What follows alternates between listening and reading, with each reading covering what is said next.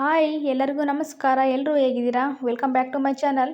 So ಇವತ್ತಿನ ವ್ಲಾಗ್ನ ಈಗ ಶುರು ಮಾಡ್ತಾ ಇದ್ದೀನಿ. ಇದು ಅಮಾವಾಸ್ಯೆ ದಿನದ ವ್ಲಾಗ್ ಆಗಿರುತ್ತೆ, ಗುರುವಾರದ ವ್ಲಾಗು. ಸೊ ಇವತ್ತು ಅಮಾವಾಸ್ಯೆ ಆಗಿರೋದ್ರಿಂದ ಬೇಗ ಎದ್ಬಿಟ್ಟು ಎಲ್ಲ ಕೆಲಸನೂ ಮುಗಿಸ್ಕೊಳ್ತಾ ಇದ್ದೀನಿ. ಬೆಳಗ್ಗೆನೇ ಪೂಜೆ ಮಾಡೋಣ ಅಂತ ಹೇಳ್ಬಿಟ್ಟು. ಹಾಗೆಯೇ ನೆಲ ಒರೆಸೋ ನೀರು ಜೊತೆಗೆ 2 ಕಲ್ಲುಪ್ಪು ಸಹ ಸೇರಿಸ್ಕೊಳ್ತೀನಿ. ಜಾಸ್ತಿ ಏನು ಬೇಡ, 2 ಹರಳು ಹಾಕೊಂಡ್ರೆ ಸಾಕಾಗುತ್ತೆ ಕಲ್ಲುಪ್ಪನ್ನ. ಕಲ್ಲುಪ್ಪು ಹಾಕ್ಕೊಂಡು ನೆಲ ಒರೆಸ್ಕೊಳ್ಳೋದ್ರಿಂದ ಪಾಸಿಟಿವ್ ಎನರ್ಜಿ ಅಂತ ಹೇಳ್ತಾರೆ. ಸೊ ಹಂಗಾಗಿ ನಾನು ಕೂಡ 2 ಹರಳು ಸೇರಿಸ್ಕೊಂಡು ನೆಲನ ಒರೆಸ್ಕೊತೀನಿ. ಹಾಗೆ ಅರಿಶಿನ ಸಹ ಸೇರಿಸ್ಕೊಳ್ಬೋದು ಅಂತ ಹೇಳ್ತಾರೆ. ನಾನೇನು ಅರಿಶಿನ ಸೇರಿಸ್ಕೊಳ್ಳೋದಿಲ್ಲ, ಬರೀ ಕಲ್ಲುಪ್ಪನ್ನು ಮಾತ್ರ ಸೇರಿಸ್ಕೊಂಡು ನೆಲನ ಒರೆಸ್ಕೊತೀನಿ. ಹಾಗೆಯೇ ಇದುವರೆಗೂ ನನ್ನ ಯೂಟ್ಯೂಬ್ ಚಾನಲ್ನ ಸಬ್ಸ್ಕ್ರೈಬ್ ಮಾಡ್ಕೊಂಡೆ ನೋಡ್ತಾ ಇದ್ದರೆ, ಇದೇ ಫಸ್ಟ್ ಟೈಮ್ ನನ್ನ ಯೂಟ್ಯೂಬ್ ಚಾನಲ್ನ ನೋಡ್ತಾ ಇದ್ದರೆ ಸಬ್ಸ್ಕ್ರೈಬ್ ಮಾಡ್ಕೊಳ್ಳಿ. ಹಾಗೆ ಫ್ರೆಂಡ್ಸ್ ಆ್ಯಂಡ್ ಫ್ಯಾಮಿಲಿ ಕೂಡ ಶೇರ್ ಮಾಡಿ. ಮತ್ತು ಅಮಾವಾಸ್ಯೆ ಹಾಗೆ ಹುಣ್ಣಿಮೆ ದಿನ ದೇವರುಗಳಿಗೆ ಜಾಸ್ತಿ ಶಕ್ತಿ ಅಂತ ಕೂಡ ಹೇಳ್ತಾರೆ. ನಾನು ಪ್ರತಿ ಶುಕ್ರವಾರ ಪೂಜೆ ಸಾಮಾನೆಲ್ಲ ತೊಳೆದ್ಬಿಟ್ಟು ಕಳಶನ ಹೂಡ್ಕೊತಾ ಇದ್ದೆ. ಇವತ್ತು ಗುರುವಾರ ಅಮಾವಾಸ್ಯೆ ಆಗಿರೋದ್ರಿಂದ ನಾನು ಇವತ್ತೇ ಪೂಜೆ ಸಾಮಾನೆಲ್ಲ ತೊಳೆದ್ಬಿಟ್ಟು ಇವತ್ತೇ ಕಳಶನ ಹೂಡ್ಕೊತೀನಿ. ನಾಳೆ ಮತ್ತೆ ನೆಲ ಒರೆಸ್ಕೊಂಡು ಹೂವು ಚೇಂಜ್ ಮಾಡಿ ಪೂಜೆ ಮಾಡ್ಕೊತೀನಿ ಅಷ್ಟೇ. ಸೊ ಈಗ ಆಚೆ ಕಡೆ ಸಹ ಎಲ್ಲ ಗುಡಿಸಿ, ಹಾಗೆ ನೀರು ಹಾಕಿ ಗುಡಿಸಿ, ಹಾಗೆ ಹೊಸ್ಲು ಮೇಲೆ ಸಹ ರಂಗೋಲಿನ ಹಾಕ್ಕೊತಾ ಇದ್ದೀನಿ. ಹಾಗೆಯೇ ರಂಗೋಲಿ ಲಕ್ಷ್ಮೀ ಸ್ವರೂಪ ಅಂತ ಕೂಡ ಹೇಳ್ತಾರೆ. ಪ್ರತಿದಿನ ಗುಡಿಸಿ ಒರೆಸಿ ರಂಗೋಲಿ ಹಾಕೋದ್ರಿಂದ ಲಕ್ಷ್ಮಿ ನೆಲೆಸ್ತಾಳೆ ಅಂತ ಸಹ ಹೇಳ್ತಾರೆ. ಹಾಗೆಯೇ ಹೊಸ್ಲು ಮೇಲೂ ಸಹ ನಾನು ರಂಗೋಲಿ ಹಾಕ್ಕೊತಾ ಇದ್ದೀನಿ. ಹೊಸ್ಲು ಮೇಲೆ ಒಂದು ಕಡೆ ಓಮು, ಇನ್ನೊಂದು ಕಡೆ ಸ್ವಸ್ತಿಕ್ನ ಹಾಕ್ಕೊಂಡಿದ್ದೀನಿ.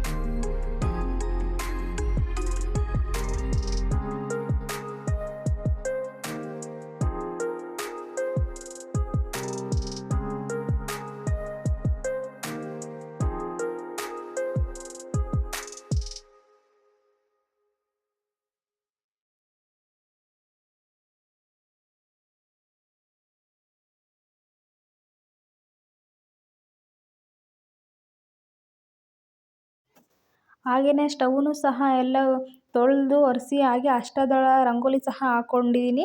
ಹಾಗೆ ಅರಿಶಿನ ಕುಂಕುಮ ಹಾಗೆ ಹೂವು ಸಹ ಇಟ್ಕೊತೀನಿ. ನಾವು ಅಗ್ನಿ ದೇವರಿಗೆ ಕೂಡ ಅಷ್ಟೇ ಇಂಪಾರ್ಟೆಂಟ್ನ ಕೊಡಬೇಕಾಗುತ್ತೆ. ಯಾಕೆ ಅಂದರೆ ದಿನನಿತ್ಯ ನಮ್ಮ ಕೆಲಸ ಸ್ಟಾರ್ಟ್ ಆಗೋದೇ ಅಡುಗೆ ರೂಮಿನಿಂದ.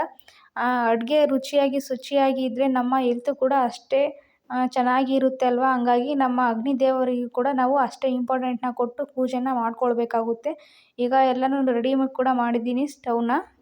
ಮತ್ತು ಫೋಟೋ ಎಲ್ಲ ಒರೆಸ್ಬಿಟ್ಟು ಗಂಧನ ಇಟ್ಬಿಟ್ಟು, ಹಾಗೆ ಕುಂಕುಮ ಕೂಡ ಇಟ್ಟು ಹೂವು ಮುಡಿಸಿ ಎಲ್ಲ ಫೋಟೋಗಳೆಲ್ಲ ರೆಡಿ ಮಾಡಿ ಇಟ್ಟಿದ್ದೀನಿ. ಹಾಗೆಯೇ ಈಗ ಕಳಶನ ಹೂಡ್ಕೊತಾ ಇದ್ದೀನಿ. ನಾನು ಕಳಶದ ಒಳಗಡೆ ನೀರು ಹಾಕ್ಕೊಂಡಿದ್ದೀನಿ. ಹಾಗೆ ₹1 ಕಾಯಿನನ್ನು ಹಾಕ್ಕೊಂಡಿದ್ದೀನಿ. ಕಾಯನ್ನು ಹಾಕ್ಕೊಳ್ಬೇಕಾಗುತ್ತೆ ನೀರೊಳಗಡೆ. ಹಾಗೆ ಅರಿಶಿನ ಕುಂಕುಮ ಸಹ ಹಾಕ್ಕೊಳ್ಬೇಕು. ಹಾಗೆಯೇ ಒಂದು ಹೂವು ಹಾಕ್ಕೊಂಡಿದ್ದೀನಿ ನಾನು. ಹಾಗೆಯೇ ತೆಂಗಿನಕಾಯಿ ಮೇಲಿರೋ ಗುಂಜೆ ಎಲ್ಲ ನೀಟಾಗಿ ತೆಗೆದುಬಿಟ್ಟು ಹಾಗೆಯೇ ಕಣ್ಣುಗಳು ಇರ್ತಾವಲ್ವ ತೆಂಗಿನಕಾಯಲ್ಲಿ 3 ಕಣ್ಣನ್ನು ಕಾಣಬಾರ್ದು, ಆ ರೀತಿಯಾಗಿ ಗುಂಜನ್ನು ತೆಗಿಬೇಕು. ಆದಷ್ಟು ಗುಂಜು ಇದ್ರೇ ಒಳ್ಳೆಯದು. ನಾನು ಸೈಡಲ್ಲಿರೋದನ್ನು ಮಾತ್ರ ಎಲ್ಲ ತೆಗೆದಿದ್ದೀನಿ. ಹಾಗೆ ಈಗ ತೆಂಗಿನಕಾಯಿಗೆ ಒಂದು ಅರಿಶಿನ ಇಟ್ಬಿಟ್ಟು ಅದ್ರ ಮೇಲೆ ಕುಂಕುಮನ ಇಟ್ಕೊಂಡಿದ್ದೀನಿ. ನೀವು ನಾಮ ಕೂಡ ಇಟ್ಕೊಳ್ಬೋದು. ಆ ಕಡೆ ಈ ಕಡೆ ಅರಿಶಿನ ನಾಮ ಇಟ್ಕೊಂಡು ಸೆಂಟ್ರಲ್ಲಿ ಕುಂಕುಮ ಕೂಡ ನಾಮ ಥರ ಇಡ್ಬೋದು. ಹಾಗೆಯೇ ಕಳಸಕ್ಕೆ ವೀಳ್ಯದೆಲೆ ಸಹ ಇಡ್ಬೋದು ಮತ್ತು ಮಾವಿನ ಎಲೆ ಸಹ ಇಡ್ಬೋದು ಅಂತ ಹೇಳ್ತಾರೆ. ಇಲ್ಲಿ ಬೆಂಗಳೂರಲ್ಲಿ ನಮಗೆ ಸಿಟಿನಲ್ಲಿ ಮಾವಿನ ಎಲೆ ಸಿಗೋದಿಲ್ಲ. ವೀಳ್ಯದೆಲೆನೂ ಸಹ ನಮಗೆ ಚೆನ್ನಾಗಿರೋದು ಸಿಗೋದಿಲ್ಲ. ವೀಳ್ಯದೆಲೆನ ಕಪ್ಪು ಚುಕ್ಕೆ ಚುಕ್ಕೆ ಇರೋದು ಮತ್ತು ಹರಿದೋಗಿರೋ ಥರ ಇರೋದನ್ನೆಲ್ಲ ಎಲೆನ ಇಡಬಾರ್ದು. ಇಲ್ಲಿ ಬೆಂಗಳೂರಲ್ಲಿ ಆ ಥರ ಸಿಕ್ಕೋದು ತುಂಬಾ ಕಷ್ಟ. ಇಲ್ಲ ಚುಕ್ಕೆ ಚುಕ್ಕೆ ಆಗಿರ್ತವೆ, ಇಲ್ಲ ಏನಾದರೂ ಒಂದು ಹೋಲ್ ಥರ ಆಗಿರುತ್ತೆ. ಚೆನ್ನಾಗಿರೋ ವೀಳ್ಯದೆಲೆ ಸಿಕ್ಕಿಲ್ಲ ಅಂದರೆ ನಾನು ದಾಸವಾಳದ ಹೂವಿನ ಎಲೆ ಸಹ ಇಟ್ಕೊತೀನಿ, ಆದರೂ ಸಹ ಇಟ್ಕೋಬೋದು ಅಂತ ಹೇಳ್ತಾರೆ. ಮಾವಿನ ಎಲೆ ಮತ್ತು ವೀಳ್ಯದೆಲೆ, ದಾಸವಾಳದ ಎಲೆ ಈ 3ರಲ್ಲಿ ಯಾವುದು ಬೇಕಿದ್ರೂ ಇಡ್ಬೋದು ಅಂತ ಹೇಳ್ತಾರೆ. ಹಾಗೆಯೇ ಕಳಸ ಸಹ ಎಲ್ಲ ರೆಡಿ ಮಾಡಿಬಿಟ್ಟು ಈಗ ಪೂಜೆನ ಮಾಡ್ಕೊತಾ ಇದ್ದೀನಿ ನಾನು. ಪೂಜೆ ಮಾಡಿ ಕುತ್ಕೊಂಡಾಗ ಒಂಥರ ಪಾಸಿಟಿವ್ ವೈಬ್ ಫೀಲ್ ಆಗುತ್ತೆ ಅಂತಲೇ ಹೇಳ್ಬೋದು. ಹಾಗೆಯೇ ನಾವು ದೇವರಿಗೆ ಪೂಜೆನ ಮಾಡಬೇಕಾದ್ರೆ ಎದುರಿಗೆ ನಿಂತ್ಕೊಂಡು ಪೂಜೆನ ಮಾಡಬಾರ್ದು, ಸ್ವಲ್ಪ ಸೈಡಲ್ಲಿ ನಿಂತ್ಕೊಂಡು ಪೂಜೆ ಮಾಡಬೇಕು. ನಾನೀಗ ಪೂಜೆ ಮಾಡ್ತಾ ಇರೋದು ಎದುರುಗಡೆ ನಿಂತ್ಕೊಂಡಿದ್ದೀನಿ ಅನ್ನೋ ಥರನೇ ಕಾಣಿಸ್ತಾ ಇದೆ, ಬಟ್ ನಾನು ಸ್ವಲ್ಪ ಸೈಡಲ್ಲೇ ನಿಂತ್ಕೊಂಡು ಪೂಜೆ ಮಾಡ್ತಾ ಇದ್ದೀನಿ. ಸೊ ಈಗ ಪೂಜೆ ಸಹ ಕಂಪ್ಲೀಟ್ ಆಯಿತು. ಹಾಗೆಯೇ ಕಳಸದ ಕೆಳಗಡೆನೂ ಸಹ ನಾನು ಅಷ್ಟದಳದ ರಂಗೋಲಿ ಸಹ ಹಾಕ್ಕೊಳ್ತೀನಿ. ಗ್ಯಾಸ್ ಹತ್ರನೂ ಹಾಕ್ಕೊಂಡಿದ್ದೀನಿ, ಹಾಗೆ ಕಳಸದ ಕೆಳಗಡೆನೂ 2 ಹತ್ರನೂ ಹಾಕ್ಕೊಂಡಿದ್ದೀನಿ. ಹಾಗೆ ಆದಷ್ಟು ಶುಕ್ರವಾರ, ಅಮಾವಾಸ್ಯೆ, ಹುಣ್ಣಿಮೆ ದಿನ ಲಕ್ಷ್ಮಿಗೆ ಇಷ್ಟ ಆಗೋ ಥರ ರಂಗೋಲಿನ ಹಾಕೋದ್ರಿಂದ ಒಳ್ಳೆಯದು ಅಂತಲೇ ಹೇಳ್ಬೋದು. ಈಗ ಪೂಜೆ ಎಲ್ಲ ಕಂಪ್ಲೀಟ್ ಆಯಿತು. ಟಿಫನ್ ಸಹ ಮಾಡಬೇಕು ಈಗ. ನಮ್ಮ ಮನೆಯವರು ಹೂವು ಎಲ್ಲ ತಗೊಂಡು ಬರೋಕ್ಕೆ ಹೋದಾಗ ಹಾಗೆ ಜೊತೆಗೆ ಹಾಲು ಮೊಸರು ಸಹ ಖಾಲಿಯಾಗಿತ್ತು, ಅದನ್ನು ಜೊತೆಗೆ ತೊಗೊಬಂದಿದ್ರು. ಜೊತೆಗೆ ಪುಳಿಯೋಗರೆ ಮಾಡಿ ಇನ್ನೂ ತುಂಬ ದಿನ ಆಗೋಗಿತ್ತು, ಹಂಗಾಗಿ ಇವತ್ತು ಪುಳಿಯೋಗರೆ ಮಾಡೋಣ ಅಂತ ಅಂದ್ಕೊಂಡೆ.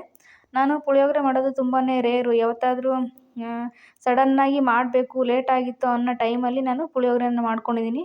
ಸುಮಾರು ಒಂದು 3 ಮಂತೇ ಆಗೋಗಿತ್ತು ಅನಿಸುತ್ತೆ ನಾನು ಪುಳಿಯೋಗರೆನೇ ಮಾಡಿರಲಿಲ್ಲ, ಒಂದು 3 ತಿಂಗಳ ಹಿಂದೆ ಮಾಡಿದ್ದು. ಸೊ ಇವತ್ತು ತುಂಬ ದಿನ ಆಗಿದೆ, ಪುಳಿಯೋಗರೆ ಮಾಡೋಣ ತೊಗೊಂಬನ್ನಿ ಅಂತ ಹೇಳಿದ್ದೆ ನಾನು. ರೆಡಿಮೇಡು ಪುಳಿಯೋಗರೆ ಪಾಕೆಟು ಸಹ ತೊಗೊಬಂದಿದ್ದಾರೆ. ಹಾಗೆಯೇ ಹಾಲು ಕಾಯಿಸೋಣ ಅಂತ ಹೇಳ್ಬಿಟ್ಟು ಹಾಲು ಸಹ ಕಟ್ ಮಾಡಿ ಹಾಕ್ಕೊತಾ ಇದ್ದೀನಿ ಬಟ್ಲೊಳಗಡೆ. ಹಾಗೆ ಒಂದು ಸೈಡಿಗೆ ಅನ್ನ ಸಹ ಇಟ್ಟಿದ್ದೀನಿ, ಒಂದು 2 ವಿಸಿಲ್ಲು ಸಹ ಬಂದಿದೆ. ಹಾಗೆಯೇ ಈಗ ಪುಳಿಯೋಗರೆಗೆ ಒಗ್ಗರಣೆಗೆ ಹಾಕ್ಕೊತೀನಿ. ಒಂದು 4-5 ಸ್ಪೂನಷ್ಟು ಆಯಿಲ್ನ ಸೇರಿಸ್ಕೊತಾ ಇದ್ದೀನಿ. ಪುಳಿಯೋಗರೆ, ಚಿತ್ರಾನ್ನ ಈ ಥರದಕ್ಕೆಲ್ಲ ಸ್ವಲ್ಪ ಆಯಿಲ್ನ ಜಾಸ್ತಿ ಹಾಕ್ಕೊಂಡ್ರೆ ಚೆನ್ನಾಗಿರುತ್ತೆ. ಹಾಗೆ 1 ಸ್ಪೂನಷ್ಟು ಸಾಸಿವೆನ ಸೇರಿಸ್ಕೊಂಡಿದ್ದೀನಿ. ಹಾಗೆ 2 ಸ್ಪೂನು ಕಡಲೆಬೀಜ, 1 ಸ್ಪೂನು ಕಡಲೆಬೇಳೆ, 1 ಸ್ಪೂನು ಉದ್ದಿನಬೇಳೆನ ಸೇರಿಸ್ಕೊಂಡಿದ್ದೀನಿ. ಪುಳಿಯೋಗರೆ ಪಾಕೆಟಲ್ಲೂ ಸಹ ಕೊಟ್ಟಿರ್ತಾರೆ ಇದನ್ನೆಲ್ಲವನ್ನು, ಕಡಲೆಬೀಜ, ಕಡಲೆಬೇಳೆ ಈ ಥರದ್ದೆಲ್ಲವನ್ನು. ಆದರೆ ಅದರಲ್ಲಿ ಸ್ವಲ್ಪ ಸ್ವಲ್ಪ ಕೊಟ್ಟಿರ್ತಾರೆ. ನಾವು ಸ್ವಲ್ಪ ಎಕ್ಸ್ಟ್ರಾ ಆ್ಯಡ್ ಮಾಡ್ಕೊಳ್ಳೋದ್ರಿಂದ ತಿನ್ಬೇಕಾದ್ರೆ ಮಧ್ಯೆ ಮಧ್ಯೆ ಸಿಗ್ತಾ ಇರ್ಬೇಕಾದ್ರೆ ಚೆನ್ನಾಗಿರುತ್ತೆ ಅನ್ನೋ ಕಾರಣಕ್ಕೆ ಎಲ್ಲವನ್ನು ಸ್ವಲ್ಪ ಆ್ಯಡ್ ಮಾಡ್ಕೊಂಡಿದ್ದೀನಿ. ಹಾಗೆಯೇ ಜೊತೆಗೆ 2 ಎಸಳು ಕರಿಬೇವಿನ ಸೊಪ್ಪು ಸಹ ಆ್ಯಡ್ ಮಾಡ್ಕೊಂಡಿದ್ದೀನಿ. ಸೊ ಇವನ್ನೆಲ್ಲ ಹಾಕ್ಕೊಂಡು ಸ್ವಲ್ಪ ಬಿಸಿ ಆಗಲಿ. ಹಾಗೆ ಒಣಮೆಣ್ಸಿನ್ಕಾಯಿ ಸಹ ಆ್ಯಡ್ ಮಾಡ್ಕೊಳ್ತಾ ಇದ್ದೀನಿ. ಇದರಲ್ಲಿ ಹಸಿಮೆಣ್ಸಿನ್ಕಾಯಿ ಸಹ ಆ್ಯಡ್ ಮಾಡ್ಕೊಳ್ಬಹುದು. ಜಾಸ್ತಿ ಸಿಹಿ ಥರ ಎಲ್ಲ ಹುರ್ಕೊಂಡ್ರೆ ತಿನ್ಬೇಕಾದ್ರೆ ಚೆನ್ನಾಗಿರೋದಿಲ್ಲ. ಸ್ವಲ್ಪ ಲೈಟಾಗಿ ಅನ್ನೋ ಥರನೇ ಫ್ರೈ ಮಾಡ್ಕೊಳ್ಬೇಕು. ಪೂಜೆ ಮಾಡ್ಕೊಳ್ಳೋಕ್ಕಿಂತ ಮುಂಚೆನೇ 2 ನಿಂಬೆ ಹಣ್ಣಿನ ಗಾತ್ರದ ಹುಣಸೆಹಣ್ಣು ಸಹ ನೆನೆಸಿ ಇಟ್ಟಿದ್ದೆ. ಈಗ ಹುಣಸೆ ರಸನೆಲ್ಲ ತೊಗೊಂಡು ಈಗ ಹುಳಿ ಸಹ ಆ್ಯಡ್ ಮಾಡ್ಕೊಂಡಿದ್ದೀನಿ. ಹುಳಿ ಹಾಕಿದ ನಂತರ ಸ್ವಲ್ಪ ಕುದಿ ಬರಲಿ. ಕುದಿ ಬಂದಿದ ನಂತರ ಒಂದು ಪಾಕೆಟು ಪುಳಿಯೋಗರೆ ಪೌಡರ್ ಸಹ ಆ್ಯಡ್ ಮಾಡ್ಕೊಂಡಿದ್ದೀನಿ. ಜಾಸ್ತಿ ಹೊತ್ತು ಕುದಿಸ್ಕೊಳ್ಳೋದು ಬೇಡ. ಪುಳಿಯೋಗರೆ ಹಾಕಿದ್ಮೇಲೆ ಸ್ವಲ್ಪ ಗಟ್ಟಿ ಆದರೆ ಸಾಕು. ಜಾಸ್ತಿ ಹೊತ್ತು ಕುದಿಸ್ಕೊಳ್ಳೋದ್ರಿಂದ ಪುಳಿಯೋಗರೆ ಗೊಜ್ಜನ್ನು ಫ್ಲೇವರು ಸ್ವಲ್ಪ ಕಡಿಮೆ ಆಗ್ತಾ ಬರುತ್ತೆ. ಹಂಗಾಗಿ ನೋಡಿಕೊಂಡು ಸ್ವಲ್ಪ ಸ್ಮೂತಾಗಿ ಅದು ಚೆನ್ನಾಗಿ ಬೆಂದಮೇಲೆ ಸ್ವಲ್ಪ ಸ್ಮೂತ್ ಥರ ಇದೆ ಅನ್ನೋ ಥರ ಅನಿಸುತ್ತೆ, ಆವಾಗ ಆಫ್ ಮಾಡ್ಕೊಬೇಕು. ತುಂಬ ಹೊತ್ತು ಕುದಿಸ್ಕೊಂಡ್ವಿ ಅಂದರೆ ಅದು ಒಂಥರ ಫ್ಲೇವರೇ ಕಡಿಮೆ ಆಗಿಬಿಡುತ್ತೆ. ಹಾಗೆ ಲಾಸ್ಟಲ್ಲಿ 1 ಸ್ಪೂನಷ್ಟು ಬೆಲ್ಲ ಸಹ ಆ್ಯಡ್ ಮಾಡ್ಕೊಳ್ತಾ ಇದ್ದೀನಿ. ಇದಕ್ಕೆ ಉಪ್ಪು, ಹುಳಿ, ಖಾರ ಎಲ್ಲ ಹಾಕಿರ್ತೀವಲ್ವ, ಹಂಗಾಗಿ ಸ್ವಲ್ಪ ಸ್ವೀಟ್ ಹಾಕ್ಕೊಂಡ್ರೆ ಚೆನ್ನಾಗಿರುತ್ತೆ ಅನ್ನೋ ಕಾರಣಕ್ಕೆ 1 ಸ್ಪೂನು ಬೆಲ್ಲ ಸಹ ಆ್ಯಡ್ ಮಾಡ್ಕೊಂಡಿದ್ದೀನಿ. ಮತ್ತು ಲಾಸ್ಟಲ್ಲಿ ರುಚಿಗೆ ತಕ್ಕಷ್ಟು ಉಪ್ಪನ್ನ ಸೇರಿಸ್ಕೊಂಡಿದ್ದೀನಿ. ಒಂದು ಸ್ವಲ್ಪ ಹೊತ್ತು ಬಿಸಿ ಮಾಡಿಕೊಂಡು ಗ್ಯಾಸ್ನ ಆಫ್ ಮಾಡ್ಕೊಳ್ತೀನಿ. ಹಾಗೆ ನಮಗೆ ಎಷ್ಟು ಅನ್ನ ಬೇಕೋ ಅಷ್ಟನ್ನು ಹಾಕ್ಕೊಂಡು ಮಿಕ್ಸ್ ಮಾಡ್ಕೊಳ್ತೀನಿ. ಪುಳಿಯೋಗರೆ ಅಂದರೆ ಸ್ವಲ್ಪ ಹುಳಿ ಮುಂದೆ ಇರಬೇಕು, ಸ್ವಲ್ಪ ಹುಳಿ ಜಾಸ್ತಿನೇ ಹಾಕ್ಕೊಳ್ಬೇಕು, ತುಂಬಾ ಚೆನ್ನಾಗಿರುತ್ತೆ ಅಲ್ವಾ. ಹಂಗಾಗಿ ಈಗ ಬೆಲ್ಲ ಎಲ್ಲ ಕರಗೋ ತನಕ ಮಾತ್ರ ಸ್ವಲ್ಪ ಕುದಿಸ್ಕೊಳ್ತೀನಿ. ಹಾಗೆ ಸ್ಪೂನಲ್ಲಿ ಹಿಂಗೆ ಪ್ರೆಸ್ ಮಾಡಿಬಿಟ್ರೆ ಬೇಗನೆ ಕರಗಿಬಿಡುತ್ತೆ. ಆ್ಯಂಡ್ ಈ ವ್ಲಾಗ್ನ ಮುಗಿಸ್ತಾ ಇದ್ದೀನಿ. ಈ ವ್ಲಾಗು ಒಂದು ಸ್ವಲ್ಪ ಆದರೂ ಇಷ್ಟ ಆದರೆ ಲೈಕ್ ಮಾಡಿ, ಶೇರ್ ಮಾಡಿ. ಹಾಗೆ ಇದುವರೆಗೂ ನನ್ನ ಯೂಟ್ಯೂಬ್ ಚಾನಲ್ನ ಸಬ್ಸ್ಕ್ರೈಬ್ ಮಾಡ್ಕೊಂಡೇ ನೋಡ್ತಾ ಇದ್ದರೆ ಸಬ್ಸ್ಕ್ರೈಬ್ ಮಾಡ್ಕೊಳ್ಳಿ. ಹಾಗೆ ಫ್ರೆಂಡ್ಸ್ ಆ್ಯಂಡ್ ಫ್ಯಾಮಿಲಿ ಕೂಡ ಶೇರ್ ಮಾಡಿ, ಅವರು ಕೂಡ ಸಬ್ಸ್ಕ್ರೈಬ್ ಮಾಡಿಕೊಂಡು ನೋಡಲಿ. ನೆಕ್ಸ್ಟ್ ಒಂದು ವಿಡಿಯೋದೊಂದಿಗೆ ಸಿಗೋಣ. Thanks for watching.